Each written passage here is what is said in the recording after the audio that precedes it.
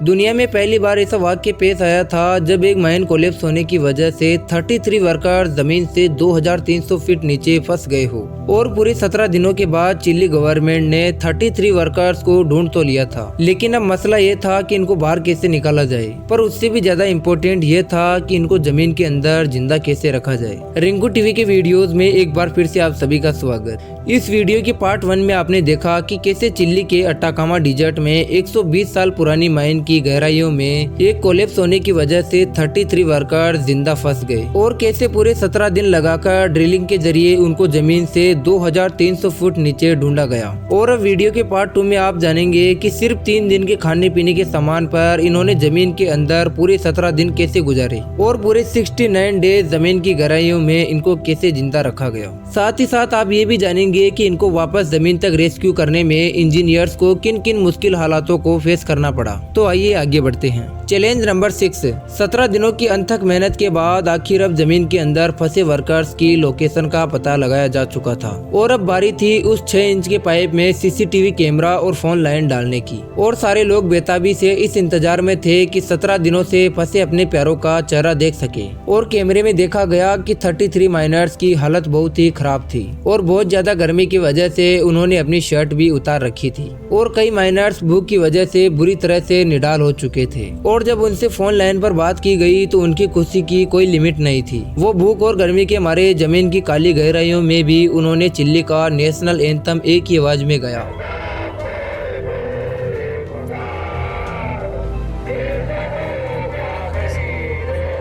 Louis उर्जुआ, जो उन फंसे वर्कर्स का सेफ सुपरवाइजर था, उसने बताया कि माइन कोलैप्स होते ही उसने सारे वर्कर्स को इकट्ठा किया और उनको रेस्क्यू तक लेकर आया। और क्योंकि वहाँ सिर्फ 3 दिन का खाना मौजूद था, इसी वजह से सेफ सुपरवाइजर ने पहले दिन से ही खाना डिस्ट्रीब्यूट करने में अपना हाथ टाइट रखा। हर वर्कर्स को सिर्फ एक गुड़ दूध और 1 स्पून टोना का दिया जाता था और वो भी रोजाना नहीं बल्कि हर दूसरे दिन। लेकिन इसके बावजूद भी ये खाना सिर्फ 14 दिनों तक ही चल सका। सेफ सुपरवाइजर ने यह भी बताया कि पिछले 3 दिनों से उन्होंने ना ही कुछ खाया है और ना ही पानी का एक भी कतरा पिया है। यानी अब ये माइनर्स ऐसी हालत में थे कि अब एक एक करके इनकी मौत होने वाली थी। Challenge number 7। बाहर मौजूद रेस्क्यू टीम का सबसे इम्पोर्टेंट चैलेंज ये था कि किसी भी सूरत में 2300 फीट नीचे फंसे वर्कर्स को खाना और पानी पहुंचाया जाए और वो भी सिर्फ 6 इंच मोटे सुराख से। लेकिन इस मसले के अलावा एक और मसला भी था। जिस खाने के लिए वो बेताब हो रहे थे वो उनको एक ही झटके में मार भी सकता था। जी हाँ, क्योंकि पिछले 17 दिनों से वर्कर्स की बॉडी के मिनरल्स और विटामिन से प्लेन हो चुके थे। इसी वजह से जब उनको अचानक खाना मिलेगा तो हार्ट अटैक की वजह से उनकी मौत भी हो सकती है। और इस मसले से निपटने के लिए चिली गवर्नमेंट ने नासा फूड लेबोरेटरी से कांटेक्ट किया, जहां से डॉक्टर्स ने फंसे हुए माइनर्स के लिए खाने का एक खास फॉर्मूला बताया। और इस फॉर्मूले में कार्बोहाइड्रेट और ग्लूकोज एक खास किरदार में डाला जाना था, जिसके बाद ये स्पेशल खाना तैयार किया गया और पाइप में डालकर नीचे भेजा गया। और जब खाना खाकर वर्कर्स की जान में जान आई तो उन सबको अपनी अपनी फैमिली से वीडियो कॉल पर बात करवाई गई। Challenge number 8। दूसरी तरफ रेस्क्यू टीम ये प्लान करने में लगी थी कि इनको वापस जमीन तक रेस्क्यू कैसे किया जाए और वो भी जल्द से जल्द, क्योंकि पिछले 17 दिनों में वर्कर्स की बॉडी को थोड़ी भी सनलाइट नहीं मिली। इसी वजह से डॉक्टर्स का मानना था कि किसी भी वक्त इनको फंगल इन्फेक्शन हो सकता है। और आखिरकार ये प्लान किया गया कि जिस तरह 6 इंच का होल किया गया था, सेम उसी तरह एक इतना मोटा होल किया जाए जिसमें से इंसान को ऊपर खींच लिया जाएगा। लेकिन मसला ये था कि जिस होल की यहाँ बात हो रही थी वह 17 दिन में होने वाले 6 इंच का होल नहीं था, बल्कि ये 21 इंचेस का होल था, यानी 21 इंच का होल, और वो भी 2300 फुट गहरा। और एक अंदाजा लगाया गया तो ये होल करने में करीबन 3 महीनों का वक्त रिक्वायर्ड था, यानी 90 डेज तो सिर्फ इस मोटे होल को करने में लगेंगे। और क्योंकि अब सबसे फास्ट सोल्यूशन तो यही था, इसी वजह से फौरन ही हेवी ड्रिलिंग रिंग मंगवाई गई और काम स्टार्ट करवा दिया गया। और अब 20 दिन गुजर चुके थे और दूसरी तरफ माइनिंग मिनिस्टर इस प्लानिंग में लगे थे कि होल से वर्कर्स को ऊपर कैसे खींचा जाएगा, क्योंकि गहराई इतनी ज्यादा थी कि एक वर्कर्स को लाने में 1 घंटे का वक्त रिक्वायर्ड था और बीच रास्ते में वह सफोकेशन की वजह से मर भी सकता था। इसी वजह से एक ऐसी मशीन भी बनानी थी जिसमें ऑक्सीजन भी मौजूद हो। और इस मशीन को बनाने के लिए चिली गवर्नमेंट ने एक बार फिर से नासा से राब्ता किया और नासा के स्पेशल एक्सपर्ट्स ने सॉल्यूशन दिया कि एक कैप्सूल बनाई जाए जिसका डायमीटर होल के साइज जितना हो, और इस कैप्सूल में ऑक्सीजन सिलेंडर भी लगाए जाएंगे ताकि बीच रास्ते में अगर कैप्सूल किसी वजह से रुक भी जाए तो उसमें मौजूद वर्कर्स को किसी भी तरह का नुकसान न हो। और नासा ने एक कैप्सूल बनाने में कम से कम 2 महीने का वक्त बताया और जब तक ड्रिलिंग का काम खत्म होगा तब तक कैप्सूल भी तैयार हो जाएगी। Challenge number 10। और अब पूरे 26 दिन गुजर चुके थे और एक एक सेकंड इंतहाई कीमती था। माइनिंग साइट पर टीवी चैनल्स 24 आवर्स ब्रॉडकास्ट कर रहे थे और पल पल की खबरें पूरी दुनिया में दिखाई जा रही थी। और ड्रिलिंग टीम ने अभी सिर्फ चंद फुट की ड्रिलिंग ही कंप्लीट की थी कि अचानक एक और मसला आ खड़ा हुआ। ड्रिलिंग टीम जिस हाइड्रोलिक पाइप से ड्रिल कर रही थी वो लीक हो गया और पूरा ड्रिलिंग का काम मेंटेनेंस की वजह से रोकना पड़ गया। और ये न्यूज देखकर एक और ड्रिलिंग कंपनी ने अलग टेक्नोलॉजी से ड्रिलिंग करने और फंसे वर्कर्स को निकालने की सर्विसेज ऑफर की।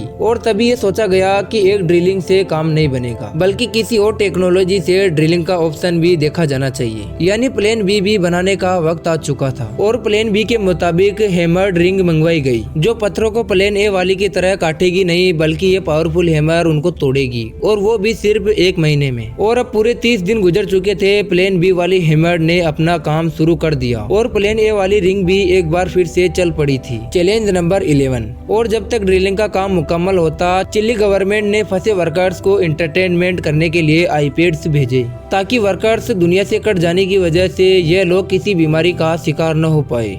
और पूरे 45 दिन गुजर गए और ड्रिलिंग का काम चलता रहा और प्लेन बी वाली रेल प्लेन ए वाली रेल से काफी ज्यादा फास्ट थी और आधे से ज्यादा होल कंप्लीट कर चुकी थी। लेकिन तभी एक और चैलेंज आ खड़ा हुआ। प्लेन बी वाली रिंग का हैमर लगातार चलने की वजह से टूटकर बुरी तरह से होल में फंस चुका था और होल में हैमर फंसने की वजह से काम को एक बार फिर से रोकना पड़ा। और अब मसला ये था कि लोहे के हैमर को कैसे निकाला जाए और इसके लिए इंजीनियर्स ने एक और ऐसा मैकेनिकल सिस्टम निकाला जिसको जब प्रेशर से अंदर डाला जाएगा तो उसके दांत होल में फंसे लोहे के टुकड़ों को अपने अंदर बंद कर लेंगे। और अब कई दिनों की मेहनत के बाद लोहे के पीस को बाहर निकाल लिया गया और एक बार फिर से ड्रिलिंग का काम स्टार्ट कर दिया गया। Challenge number 12। फंसे हुए माइनर्स को जमीन के अंदर अब 52 डेज गुजर चुके थे और उनका एक एक लम्हा खुली हवा में जाने को तरस रहा था। लेकिन इनको इसी दिन एक अच्छी खबर मिलती है और वो ये थी कि नासा की बनाई गई एस्केप कैप्सूल माइनिंग लोकेशन पर पहुंच चुकी थी। और अब इंतजार था कि जैसे ही ड्रिलिंग का काम खत्म हो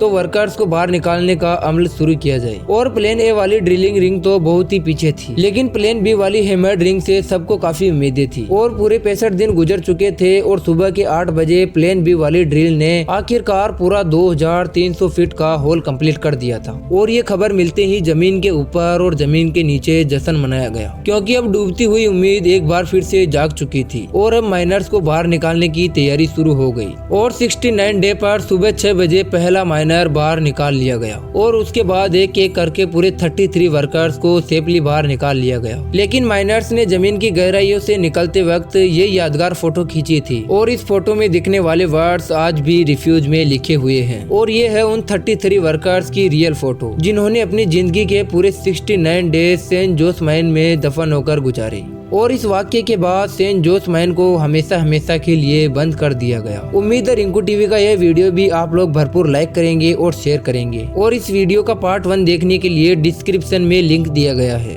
मिलते हैं अगली शानदार वीडियो में, तब तक के लिए जय हिंद।